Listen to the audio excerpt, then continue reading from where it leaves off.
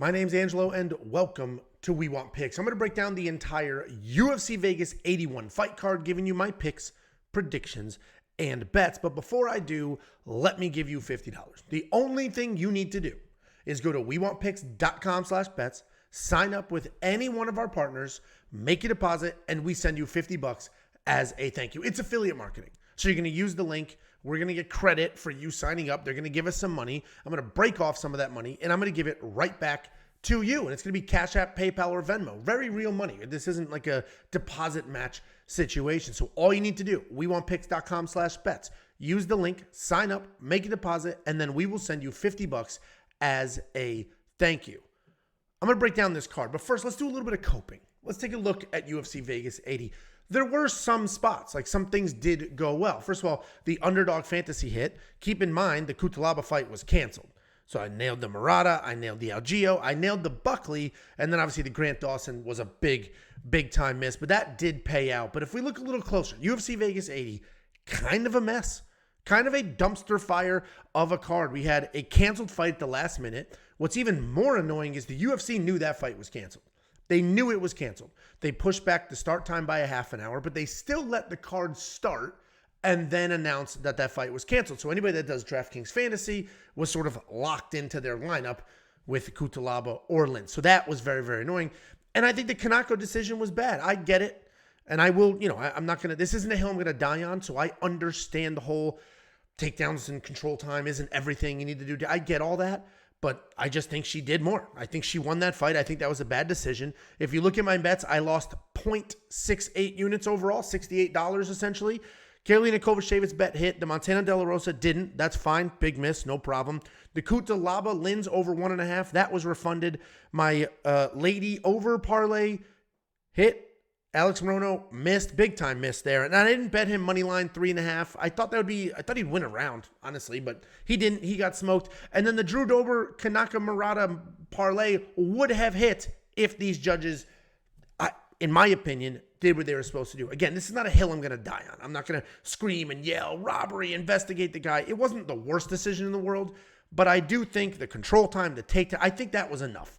I think that was enough to get the win. Either way, small loss, pretty annoying, kind of a weird card. I am more frustrated with the last-minute canceled fight than anything because you don't get any time to adjust, and I do play DraftKings Fantasy. I actually won my friend's fantasy league with like 130 points. That's how sloppy this card was. But let's go ahead and move on into UFC Vegas 81. Let's go ahead and take a look at the line movement tracker. If you don't know what this is one of the tools available to you if you're a premium member. If you're not a premium member, become one. Just go to WeWantPicks.com. Click become a member at the top. It's only $10. The biggest thing I'm going to highlight here are tools. You get access to data, insight, information, tools, write-ups, everything you need. You get access to everything you need to find your own spots, do your own research. If you want to tail. If you don't, you have the tools to come up with your own stuff. But let's take a look at these odds.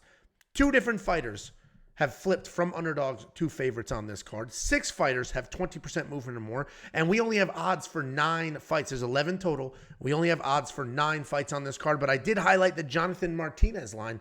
This guy opened at plus 250, and he is minus 115 right now. That is 87% line movement. I mean, that is a massive swing in the odds. I don't think I've seen a swing like that for a name fighter in a close matchup in a very, very long time. But we'll go ahead. We'll break down that fight in a minute. But other stuff you're going to get, the detailed data, metrics, and analytics. This is 38 columns of insight, information, and data that, again, you can use to find your spots, avoid some spots, and you can use it to do your research. You're also going to get the DraftKings Optimizer. This is going to build 150 DraftKings lineups for you. Just straight, you click 2 buttons, boom, here are your lineups. You can upload those into DraftKings, and you can now enter whatever tournaments you want to enter with essentially a fancy calculator putting together these detailed lineups and taking care of you. You're also going to get courses. I mentioned DraftKings a lot. We do a lot of stuff here. We have, frankly, in my opinion, the best DraftKings offering on the planet. Last night at UFC Vegas 80, we had the best ownership projections yet again. I mean, it's every week, every other week that's happening. But if you don't know what any of that is, and a lot of people don't, we have a full course. Just click on more in the menu, click on courses, and it's going to walk you through exactly what DraftKings Fantasy is, how much money you should be spending, what you should be spending it on, how to build it. All of that is there available for you to learn, build, play. I will tell you, if you have never done DraftKings Fantasy and it is available in your area, you should, even if you don't do it for money. It is so much fun watching these fighters. You didn't know anything about them. You don't care about them, but you have them in your DraftKings lineup, and now you're rooting for some random schmo to get a takedown because you need those 5 points for your fantasy lineup. It's a ton of fun, and if you want to learn more, click on more in the menu and then courses, and you will see that available to you. But you're also going to get more than just me, more than just Jake. You're going to get Running Mouth MMA. There's 3 of them breaking down fights, giving you picks, giving you bets, giving you insight into all of these fights. You're going to get Artem. Artem breaks down Contender Series every single week. If you go to his premium page, he's essentially a week ahead. So right now, Week 11's picks are up for him at WeWantPicks.com. Again, you click Become a Member. You unlock everything I have mentioned and so much more, including the Pick Doctor. And this is a guy who has developed an AI picking fights solely based on statistics. Let's go ahead and break this card down. Opening up, UFC Vegas 81. We have Chris Gutierrez rebooked. He was supposed to fight at UFC Vegas 80 to Montel Jackson. Montel's gone. He got bumped a week, and he's taking on Alatengheli. This should be a very, very interesting fight, and I do think short notice matters very much in this breakdown because Chris Gutierrez is a really good kickboxer. He's got great low kicks, good cage control, solid volume, solid cardio, and he keeps a nice pace. No secrets as to what this guy's going to do. He wants to plot forward, light up your legs, which will slow you down, and then he's going to start coming up top and seeing if he can get you out of there. He has good takedown defense at 74%, and that allows him to be loose on his feet because he's not so worried that he's going to get taken down and ridden out. He is coming off that disappointing loss, though, to Pedro Munoz, where he was dropped and then just never found his rhythm. He's taking on Alatengheli. I mentioned short notice. It's a week and a half, so it's not 2 days short notice. But he is coming in here on short notice. He's a technical striker. He can work in some grappling when he needs to. He took down Ryan Benoit 4 times, Danab Bagarai 3 times, and Chad Anheliger twice in his last fight. The problem for Alateng is that, yes, he is technical, and he leans into being a technical striker. So if you brawl him, he can have a little bit of a hard time with that. He doesn't like to be in a dirty, gritty, gross fight. He ends up waiting. He ends up looking for that perfect shot, and then he low volume. Then he doesn't really let his hands go, and that's why he has a negative striking differential. It's not often you see a guy as technical as Haley Alateng with a negative striking differential. He has hit more than he hits his opponents, and again, that's because if you get in his face, he's waiting for a perfect shot, doesn't find it, and you end up touching him 2 times for every 1 time that he sends something back. Overall, though, Haley is a very well-rounded guy, and he is stepping up on short notice. And thank God for short notice, because without it, I think I would struggle with this pick. If this was just a straight up, they both had 6 weeks of training camp, this was a booked fight already, I might struggle here because Alateng's a very solid guy. And the way that Chris strikes kind of works for Alateng, right? Because Chris is technical. He does things the way he's supposed to do, meaning Alateng can find those perfect spots and not be too hesitant. But with a year away, stepping up on short notice, I do like Chris in this spot quite a bit. Chris was preparing for Montel Jackson, who is a heavy-handed wrestler, right? Montel Jackson, strike first in most fight, but he has phenomenal wrestling and a ton of power. So Chris was prepared for both of those things. Haley Alateng's going to have technical striking, not wild power, but some power. And the takedowns aren't going to matter because Chris, I imagine, has been preparing for a very high-level wrestler in Montel Jackson. So Chris Gutierrez is going to be the pick. Pretty confident in that, but we don't have odds just yet. This was announced over a week ago, or basically a week ago, and we still don't have odds, which is pretty annoying. Some of you might get that reference. Some of you probably not. Then we have Tainara Lisboa taking on Ravena Oliveira in her UFC debut. Tainara Lisboa is a striker. She's got a Muay Thai background. She likes to load up on her feet and throw wild knees in the clinch. She moves well. She has aggressive striking. Her takedown defense is solid. If she is taken down, she does have submissions in her back pocket as well. She's coming off a successful UFC debut where she did showcase her power, her speed, but also the fact that she's got no head movement. Just none. Like, she'll throw. She's fast. She's got power, but her head just stays exactly, doesn't move. Just the whole time. She's taking on Ravena Oliveira, also known as Ravena Canuti or Maria Oliveira's Marias. I mean, this breaking her down was like a freaking word jumble of what the hell is her last name. But she is a Muay Thai striker. She does have nice grinding style takedowns. She likes to stalk forward with low hands enter the pocket, and then just a flurry of punches and teep kicks before working in a clinch or a potential takedown. She's very fast. She has plenty of volume. She has a 100% finish rate, but she does not seem as dangerous watching the tape as her record implies. She definitely throws with intent, but it seems to be mostly pressure that's breaking her opponents. She is making her UFC debut, and that is after winning 7 straight fights. And as much as I think Ravena is pretty overrated, in my opinion, just based off of tape alone, I also think she's better than these 3-1 odds on Tainara Lisboa would make you think. Ravena's got a ton of pressure. She throws a wide variety of different strikes straight down the pipe. And she also has cardio and the potential for takedowns. Yes, I think Lisboa could win here because of the clinch work. Oliveira likes to spend a lot of time in that clinch, but Oliveira throws often with intent. And while Lisboa does not move her head, I think Lisboa is going to be the slight lean here. She feels like a parlay buster. Don't look at the fact that she's a 3-1 favorite and say, oh, let me throw this into something, because this is going to be a sloppy fight. I am going to lean Lisboa. I'm probably going to stay away from this on the betting. Then we have Darren Elkins taking on downtown TJ Brown. I forget, what the hell is Darren Elkins' nickname? I cannot remember. I wish he would tattoo it across his chest in giant capital letters. This way we wouldn't forget what it was when we're breaking him down. But we have Darren something Elkins. This guy is incredibly tough.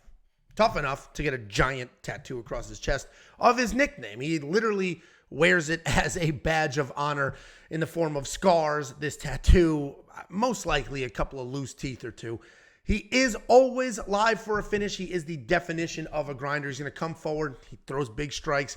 He's going to close the distance. He's going to cut off the cage. He's going to work in some grappling. He's a pretty decent wrestler with incredible top pressure. He is coming off that loss, though, to Jonathan Pierce, where the grappling and the volume were the difference. He just met somebody a little bit better of a wrestler, a little bit busy, a little bit younger, that was able to get the job done. He's taking on downtown TJ Brown. This guy's a high-paced fighter with solid striking, very good grappling, and he averages almost 4 takedowns per fight. His takedown accuracy is just okay at 55%, but he has no problem taking a shot, not getting it, backing out, resetting, dropping down, and just doing it all over again. Just shoot, reshoot, multiple takedowns before he eventually gets you to the ground. While TJ can be a busy offensive wrestler, his defensive wrestling needs quite a bit of work. He sits at 36% right now, and he has been taken down 14 times in 8 fights. He's been dropped in 4 of those as well. He is coming off the loss to Bill Algeo, where he was taken down, dropped, and subbed inside of 2 rounds. Gut reaction here, just looking at this, building the graphics, the gut reaction was, this is TJ all day. He's a tough wrestler. He's going to continue to come forward no matter what. I mentioned he has been dropped in 4 of his 8 UFC fights, but you'll see he's been knocked out in none of them. This could look exactly like Elkins' loss to Jonathan Pierce, where the pressure, the grappling is going to be enough to get it done. But I don't love these 2-1 odds on TJ, right? His takedown defense is suspect. So is his chin. I'm probably going to wait to see if this line tightens up a bit, but I am fairly confident that TJ is going to be able to win this fight. Not to mention the age difference, but we all know Darren Elkins is insanely tough, insanely gritty, and it doesn't matter what you do to him. He's just going to keep coming forward, keep grinding, keep trying to get that win. Then we have Ashley Yoder taking on Emily Ducote. Ashley Yoder has been out for 2 years. 2 full years, but she is making the walk back into the octagon. She was out with a handful of different injuries and reality TV show dreams. She was decent before she left, right? She's a little better than her record would imply. Style-wise, she's very tough. She does have some skills. She's long. She uses her jab to keep range. When she closes that distance, she wants to set up some takedowns, and she likes to stay busy. She's not very dangerous. She does tend to accept guard if she's taken down, but you can count on her to hang tough and fight for an entire 15 minutes. She's taking on Emily Ducote, the former Invicta fighting champion. She's got some slick counter-striking, legitimate power, and good wrestling as well. She is durable and accurate. Wait, hold on. Good wrestling defense. Her takedowns are not great. Her defense, her defensive wrestling is actually pretty solid. But she is durable as well. She's accurate. What she does well is she's going to throw straight punches and come right down the middle. She has not had a ton of success in the UFC, but in her defense, she was quickly thrown in there with some high-level opponents. She fought Lupi Godinez. We know how good she is. Angela Hill. Angela Hill may not be the greatest fighter on the planet, but she's fought some of the greatest fighters on the planet. She is a tried and true veteran. And Emily got thrown in there with both of them in her 2 UFC fights. She's tough. She's going to stay active. She's going to be better than her recent UFC record. on the surface, Emily is a very easy pick, but I've also picked her in a couple of fights that didn't go my way. Yoder's not very dangerous. She's coming back after 2 full years outside of the cage. But if you look closer, as I mentioned, Yoder is better than her UFC record. And she's a threat for not only takedowns, but just some volume and could win a decision dancing around and throwing her hands out there. I am still squarely on the Emily Ducote side of this fight. But she could lose this fight the same way that she lost to Angela Hill, and I'm not touching the minus 270 money line on her. Again, I hope this is a weird line and it's going to tighten up. And if it does tighten up, then I think Emily's pretty safe here. Again, 2 years away for Ashley Yoder. Emily is big. Emily throws a ton of volume. She can stay busy, and I was hoping that we were going to get a discount because she is winless in the UFC, but that's just not going to happen today. But anyway, Emily Ducote is the pretty confident pick. Then we have Irina Alekseeva taking on Melissa Dixon. Irina Alekseeva is a world Sambo champion. She literally walks forward, wings punches from her hips, and then tries to get that Sambo going. She's going to walk you down like a zombie, throwing wild, looking to grapple.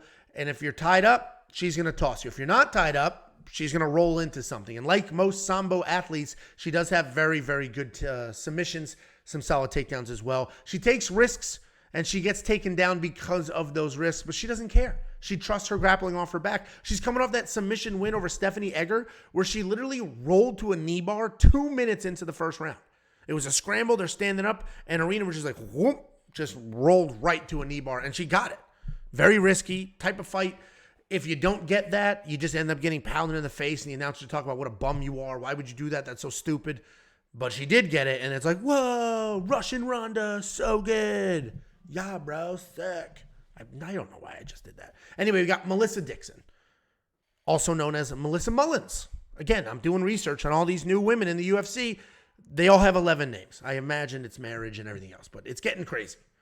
She's a powerful and accurate striker who does have the composure of somebody with far more fights than you see on her record. Her striking is clean. It is very impressive. She's going to work you to a clinch, pick you apart at range. She's going to just fight you inside the pocket. On top of all of that, she will grapple you as well. She can fight anywhere, and she can adjust to those situations. Her takedowns are not the best, and most times they're not even needed. I just said most instead of most. This is where the lisp comments come from. Anyway, she's going to wrestle. She's going to take you down. She doesn't even need to. She's winning most of the striking exchanges in all of her fights, but then she'll still clinch. She'll still try to work you to the ground. She is making her UFC debut here after going 5-0 on the regional scene, and I think Melissa should run away with this fight. Her striking is very, very impressive striking. Irina's leaves a lot to be desired. My only real concern here is that Irina is an absolute savage on the ground, and Melissa does tend to initiate clinches for no reason at all, other takedown exchanges for no reason at all. She will be winning the striking exchanges, then tie up, hold you in a clinch, and then try to get you to the ground. There's absolutely no reason to do that. She does it often anyway, and it's worked for her so far. But doing that against somebody like Irina, who's just no problem rolling for something, no problem pulling guard, no problem throwing up a flying. Like, she's just going to do whatever she's going to do to try to get a submission. So if Melissa does what she's supposed to do, which is keep distance, she will pick Irina apart, light her up on the feet. It's not even going to be close. But if she initiates these weird takedown exchanges for no reason, well, then she could have a little bit of trouble here. But I'm going to trust her. I mean, her composure is phenomenal for somebody with 5 fights. I am going to trust her. She's going to be the very clear pick. I'm pretty confident in her. If you go watch the tape, her striking is great. I mean, it is great striking for a 5-0 fighter making a UFC debut. Then we have Michel Pereira taking on short notice Andre Petoski. He was supposed to fight Marc-Andre Barrault, but Marc-Andre's out. Andre Petoski stepped in.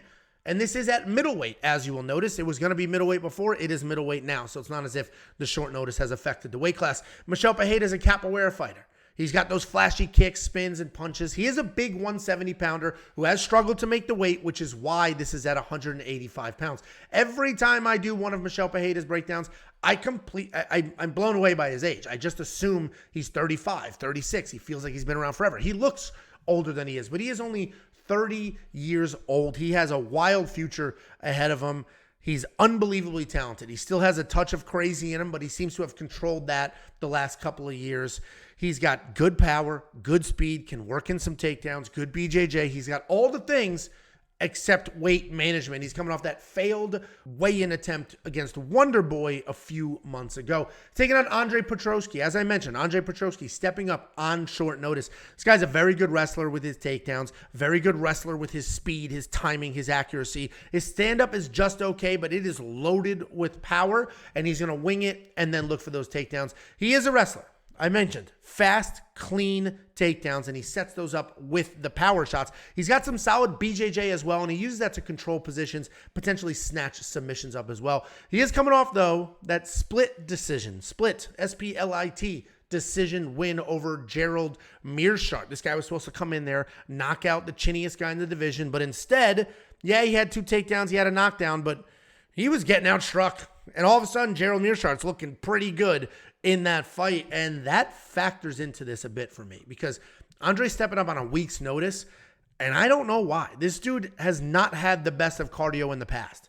So he's going to step up on short notice with questionable cardio to begin with and fight one of the busier, better guys. Yes, he thinks he's going to be bigger, but already we can see Michel Pereira is taller and they have the same reach. They might literally be the same size.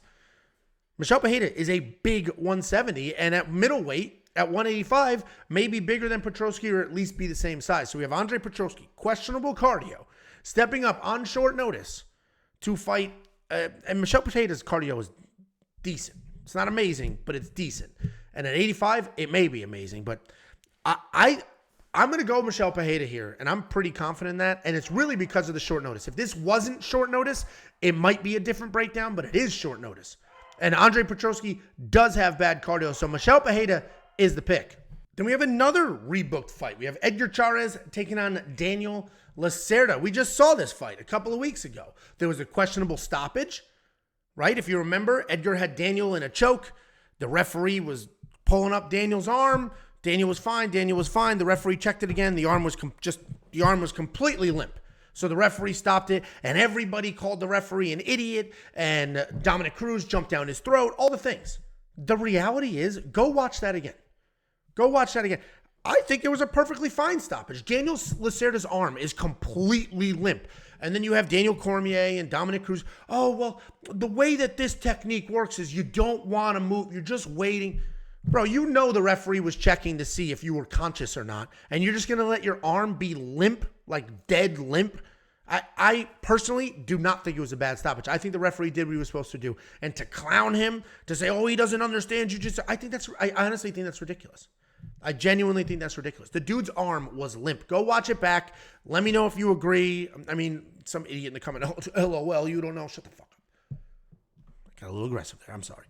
I genuinely think that referee caught a bad rap for that because, yeah, Daniel Lacerda popped up instantly. He was like, whoa, I'm fine. And maybe he was fine. But his arm was 100% limp. The same arm the referee was checking a minute ago to see if you were conscious or not. So I don't think it's, yes, Daniel Lacerda was not unconscious. So in that regard, it was a bad stoppage. But I don't think it's outrageous to put yourself in the referee's shoes and say, yes, he checked and the guy was limp, which would imply that he was unconscious. Anyway, they've rebooked it because of all that controversy. But let me recap that first fight. Lacerda had a takedown. Lacerda looked like he might be winning. Edgar gets a nice scramble, gets in that choke, and then the referee takes care of the rest. Was he going to get submitted anyway? Felt like it. But let's go ahead and break these two guys down. Edgar Chairez, this guy's pretty solid. His UFC debut was short notice against Tatsuro Taira. If you remember, he was a plus 600 underdog. And then he made the fight close, pulled guard a few times, looked a little pathetic. But he made the fight closer than a lot of people thought it would be. So then he just got a ton of respect. Everybody's like, wow, this guy's really good. And he is decent, but he does some stupid stuff. The pulling of the guard is kind of stupid. He was taken down his last fight, no problem. I don't think he's as good as we originally thought he was, but he is still a decent guy. He's going to throw nice long kicks. He's going to box you up. He'll snatch up a single leg. He'll look to get it to the ground. He is tough. He's not a guy you're just going to get out of there immediately, but he is a guy that may make some poor fight IQ decisions. Taking on Daniel Lacerda. 0-4-1, I guess. We'll include the non-decision there. 0-4-1 in the UFC. Style-wise, he is a solid striker. He's got good kicks, good forward pressure. If he gets you to the ground, he's got nice control, nice pressure from top. Takedowns are not great, so it's not a guarantee that he'll get it to the ground, but he will come forward. He will try to work that. He is a feast or famine guy. All 11 wins are by stoppage. So are the 5 losses. Even the no decision was a stoppage. He's very dangerous, but he is willing to put himself into harm's way and chase a stoppage. Before this last fight, he was coming off that wild fight with CJ Vergara where, I mean, he had CJ Vergara knocked out 17 times in that first round. This is another interesting breakdown because it's not going to change much from the last time. I picked Edgar Chairez last time. I think he is still the pick. Right now, Edgar Chairez is a bigger favorite than he was last time. Last time he closed at -220. Now he's about -275. And I'm surprised. I would think he would be a smaller favorite because, frankly, again, if you watch that last fight, Daniel Lacerda got the easy takedown. Daniel Lacerda was doing well. It was a scramble. Lacerda ended up in that choke situation, but he wasn't out. So, frankly, I think we end up in the same boat. I think Daniel Lacerda is going to look insanely dangerous for a couple of minutes. Gonna fade. Edgar Chairez will take over. Edgar is very tough, so he'll survive whatever comes his way. Even if he's taken down again, he'll scramble. Edgar's going to be the pick here, but I'm surprised that the line is wider and not tighter. I feel like a lot of people who bet on Chairez the first time should look at it again and say, maybe I don't bet on him this time. So going to be interesting to see what that line closes at. I am curious. Let me know in the comment section, though, if you think after watching that last fight, you are more confident or less confident in Edgar this time around. Then we have Christian Rodriguez taking on Cameron Saaiman. Christian Rodriguez played spoiler in that last fight. Remember, he beat up that 17-year-old boy? But he's here. His line is juiced. And it's going to be interesting because Christian Rodriguez is a slick striker. He does have some solid movement. He has some good speed. He bounces up and down in weight classes between 35 and 45. But his only career loss was at 45, and he seems to be settled down here at 35. Rodriguez does have some decent takedown defense at 66%, but he has been taken down 13 times so far in the UFC. He's coming off the underdog win over Raul Rosas Jr. If you remember, he was getting his ass kicked early, then just kept his composure, conserved his energy, and the 17-year-old kid blew his wad, was just sort of panicking, and Christian Rodriguez was able to dance around and get it done. I do think people were very, very high on it, like too high on Christian for that win, but we'll talk about that in a second. He's taking on Cameron Saaiman. This guy's a fun technical striker who can grapple if he needs to. He does a great job of stepping into combinations and finishing them with leg kicks. Just when you think you have him figured out and you figured out his striking cadence, he's going to work in a spinning attack. He might even drop down to take a shot. He doesn't have incredible power, but he is fast. He's accurate. He is relentless enough to get it done. He's coming off the first round knockout win over Terrence Mitchell. And I do think this is a tricky fight to break down, but I am, again, squarely of the mindset that Christian is being overvalued here because he won as a massive underdog against a high school kid. And let's not forget, he was getting manhandled in that fight until Rosas gassed. So yes, Christian is composed and he did all the things. He won that fight. I'm not taking the win away from him. That was a great win. But what I am saying is I think he's getting a little too much credit for that win because, yes, like the best thing Christian did in that fight was not get tired. That's the best thing he did. We didn't see impeccable technique. We didn't see anything other than his opponent gassed like crazy. Christian is an older guy, not older, but more experienced guy that had more fights, and he stayed composed, didn't panic, and was able to win that fight because of that. So if we zoom out, we have Cameron in the underdog spot here. He does have 4 takedowns in the UFC. 2 of them were in his last fight. If I could trust that Cameron Saaiman would wrestle, if I could trust that he would come in here, be all in on the wrestling, which he might be. You watch Christian Rodriguez's last fight, it's like, okay, you can take this guy down. If I could trust that that's what he would do, I would be all in on him at plus money right now. I don't know. I don't know if I can trust that. He's still kind of young. He's still starting to figure things out, but he is tough. He is a technical striker. I'm going to go ahead. I am going to pick Cameron here. Low confidence type pick, but I'm going to eat my own dog food. I'm going to drink my own champagne. I'm going to watch the line movement tracker. And if this continues to stretch out, Cameron continues to become a bigger and bigger underdog, I may jump on that. If it's tightening, I'm still going to jump on it. I think at some point I'm going to place a bet on Cameron. I'm just going to keep an eye on what direction that line is going because I do think he can get this done. I'm hoping to get a little more value. Maybe when the props drop, I can get a plus 3.5. So all I'll need Cameron to do is win one single round instead of win the fight outright. So we'll see what these odds are doing. If it's tightening, I'm probably just going to hit it. If it's widening, I might wait for that plus 3.5 bet. If you don't know what that is, you basically buy the round. You buy a round on the judge's scorecard. So all Cameron would need to do in real life is win one single round. I bought a second round, so now he wins the bet. If he gets finished, you don't get paid. If he gets shut out, you don't get paid. If he wins outright or makes it a close fight, loses a split, loses a 29-28, you do get paid. I like those bets in these what should be close fights where the odds are wide. I love those bets in those spots. If you want to see when we place that bet or if we place that bet or any of our other bets, just go to WeWantPicks.com, click Become a Member. It's only $10 a month. You're going to unlock everything you have ever needed to have some fun and make some money watching these fights. Then we have a banger. We got Jonathan Martinez taking on Adrian Yanez. I showed you the line on the Jonathan Martinez fight. The guy opened at a plus 250 underdog. He's now a minus 115 favorite, like tiny favorite. But that line movement is absolutely wild. But I get it. Jonathan Martinez is a very well-rounded guy. He's got technical striking, slick BJJ. He's got that Muay Thai striking style with really nice kicks, and he uses those to control range. He doesn't really go to his wrestling often, but when he does, he's got slick submissions that he's going to snatch up in a scramble. He's coming off that questionable win over Said Nurmagomedov, where his takedown defense actually looked really good. He's taking on Adrian Yanez. This guy is a fun technical striker with high striking IQ, really fast hands, real power, and up until his last fight, an incredible chin. He can be a slow starter, and if you dig into his fight stats, he is outstruck pretty much in the first round of all of his fights. I mean, that's basically how that's going to go. But once he gets his hands going, once he hits a rhythm, he's absolutely incredible. He has 7 fights in the UFC with 5 fight night bonuses and 5 stoppage wins. He is coming off, though, that first round knockout loss to Rob Font, where his striking actually looked really good, but a few stiff jabs and that pressure were a problem. This is a phenomenal matchmaking. Like they've done a great job putting this fight together. 2 really fun fighters that are honestly only a few wins away from talking about a title shot. Martinez is the overall better, more well-rounded fighter. He has slick striking, he's got solid BJJ, but while Yanez is not the overall better fighter, I do expect him to be the far better striker. And without Jonathan Martinez just diving at legs, shooting takedown after takedown, we have a striker versus striker matchup. Adrian Yanez's boxing is so freaking clean. It is so fast. He touches people up.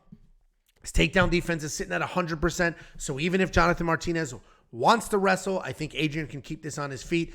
And if that takedown defense holds up and Adrian lets his hands go and he's not gun shy because he's coming off that knockout loss, I think Adrian wins this fight. I mean, his striking is absolutely beautiful. This is going to be a great fight. I expect it to be fight of the night. So Adrian Yanez is going to be the pick, but we're going to need him to let his hands go. We're going to need him to not worry about getting knocked out like he was in his last fight. We're going to need him to not worry about the takedowns and just be that comfortable, fluid striker. And if he's all those things, then he will win this fight. Then we have the co-main event of the evening. We have Jennifer Maia taking on Viviane Araújo. I'll tell you right now, spoiler, Jennifer Maia at minus 141 is a great deal. I think she dominates this fight. Great deal. I already have a unit on her, and that's been sitting there for a little bit. I think people are going to see that, and I think this line is going to widen. So go ahead and jump on that if you agree with that statement. Jennifer Maia, she's very well-rounded. She's got good BJJ, decent wrestling, underrated boxing. She is a decision fighter, right? She's not crazy dangerous, but she pushes the pace, and she does look for finishes. She's incredibly tough. She's solid everywhere. Great gatekeeper for divisional talent. I don't think she's going to win a belt anytime soon, but I do think she's going to beat a lot of these aging out fighters, and I think she's going to beat a lot of up-and-comers or maybe fraud check a few prospects like she did to Casey O'Neill, where she went 0 for 4 in takedown attempts, but she did land more strikes and control the pace. She's taking on Viviane Araújo, or Vivi, as we affectionately call her. She's a grappler who is comfortable striking as well. She has technical boxing, great low kicks, but she does get hit pretty often and does have a negative striking differential. She's athletic, fast, and always looking for a finish both standing and on the ground, but conditioning can be an issue for her in the later rounds because of that early pressure. She averages almost 2 takedowns per fight. She has an impressive 82% takedown defense, and she is coming off that loss to Amanda Ribas where she was slow and a step behind. And these odds are actually a lot closer than I thought they were going to be. I mentioned I think Jennifer Maia is great value at minus 141. I think Jennifer runs away with this fight. And by runs away, I mean, wins a decision because she's not very dangerous. And it may be close-ish, But I think Jennifer Maia is just going to beat Vivi to the punch. I think she's better pretty much everywhere except maybe raw takedowns. Neither one of them are particularly amazing wrestlers. So I don't think it matters very much who the better wrestler is here. And then, we have Jennifer, who I think is going to weather the early storm, start to take over the striking, wear her down, keep coming forward. The cardio is going to hold up. Vivi's going to slow down. And I think Jennifer Maia at minus 141 is a phenomenal discount. I have a full unit on that. And one of my more confident picks on this card. Then we have the main event of the evening. It doesn't have the wild star power that a Dawson versus Green did, but it is actually a good main event. I am very curious to see who wins this fight. It should be very, very interesting to see how good Sodiq Yusuff is. We essentially have young talent versus tried and true vet. Sodiq Yusuff is a fantastic striker with a ton of power, incredible speed, a wide variety of attacks. He's 7-1 in the UFC. He's just quietly putting together quite the record. He's outstruck basically every single opponent, including Arnold Allen, who beat him. He lost to Arnold Allen, and Sodiq Yusuff outstruck him there. He has solid takedown defense at 70%, solid enough get-up game that you can't really ride him out. He is coming off that win over Don Shainis, where Don shot a takedown, Sodiq sucked up the guillotine. And what's funny is you watch that fight, Dominic Cruz, I'm actually trashing Dominic Cruz quite a bit in this breakdown. Dominic Cruz talking about, this is a special choke. It was a freaking guillotine choke. And Dominic Cruz talking about like it was some wildly special, crazy thing. It was a guillotine choke. Anyway, taking on Edson Barboza. Tried and true Edson Barboza. This guy's been fighting for what feels like 100 years. And he has wild highlights from 20 years ago in the UFC. It's absolutely crazy. He's a great striker. He's got great movement. He's fought every single person in this division. He's a walking highlight reel of knockouts and submissions. He's unbelievably fast. He's insanely technical. Barboza doesn't initiate many takedowns, but he is very good on the ground, and he does have some sneaky submissions. The easiest comparison that you can make, and people are going to be like, ooh, because everybody doesn't understand context, but you could basically say that Edson Barboza is a watered-down, not as good version of Charles Oliveira. They have that similar style. Technical striker, solid on the ground, not really going to initiate takedowns, but it's there. Very similar in technique, very similar in experience, just never really got to that next level. But he is coming off that first round knockout win over Billy Q, which sort of revived his career a little bit. It seemed like he was sort of heading down. But this is another great fight. This is a super close fight as well. The line knows that. Vegas knows that. Sodiq is like the tiniest of favorites right now. Both of these men are very good strikers who showcase clean technique. I don't know if I could say one of these guys has better technique than the other, but I can say that one of them has worlds more experience and one of them has youth. So the question really becomes, what's more important, youth or experience? You want the 30-year-old who's super fast, seems to be at the top of his game, or the tried and true 37-year-old who may not be the youngest, but he is there, he is accurate, he is still all the things he always has been, maybe just a little less, because he's slower and a little older here. But this is going to be interesting. If this was going to be a full-blown, well-rounded MMA fight, I would actually lean experience. I would go the Edson Barboza side. But I think we're going to end up with a striking match. And in that regard, yes, Edson Barboza is insanely technical and all of those things. I'm going to go with Sodiq Yusuff to be just a little faster, just a hair ahead. And I think that's going to matter. I think when we get to striking, that's when age matters quite a bit. And I'm focusing on age a lot here because I think that's what this fight's going to boil down to. I think Sadiq's going to look a little cleaner, a little fresher, a little faster, and that's going to be the difference. So I'm going to go ahead and pick Sodiq Yusuff here, but I'm probably just going to watch this fight because this is a really great matchup. And what am I going to do? Go spend all this money on even money? We have a phenomenal Edson Barboza, a phenomenal Sodiq Yusuff. Guys a little older. Guys, like, there's just so many factors here. And it is razor thin. I think it should be razor thin. But Sodiq Yusuff is going to be the pick because of that youth. Guys, let me send you $50. Go to WeWantPicks.com/bets. Sign up with any one of our betting partners using our links, and I will send you $50 as a thank you. It's affiliate marketing. They're going to pay me, and I'm going to take some of that money, and I'm going to give it right back to you as a thank you. WeWantPicks.com/bets. You got to use the link, make a deposit, and we'll send you that $50. You can use that to become a premium membership. Yes, you're going to get all of our bets and all of our picks. You're going to see all of that, the confidence levels, the round line leans, all of that. But you're also going to get tools to make your own picks, make your own bets, do all your own stuff. One of those is the line movement tracker. You're going to get opening odds, current odds, win probability for every single fight. Another one of those is the detailed data, metrics, and analytics. But you're also going to get courses. We will teach you We want to grow this community. We want to grow everybody's understanding of the sport and all the different ways that you can make money or have fun watching the sport. One of the first courses we have here is the Beginner's Guide to DraftKings Fantasy. It's going to walk you through what DraftKings Fantasy is, how to build a lineup, how to play, how much money you should be messing around with, what all the terms are, and all of that. Just click on more in the menu and then courses. And of course, you're going to get more than just me, more than just Jacob. You're going to get Running Mouth MMA. There's 3 of them giving you picks and bets. You're going to get Artem. He's breaking down far more than just UFC. You're going to get Contender Series, Bellator, LFA, Cage Warriors, all those regional shows. And you're going to get the Pick Doctor. This guy's an AI, or a guy developed an AI to pick fights based solely on stats and historical data. All of that is available at WeWantPicks.com. Just click Become a Member.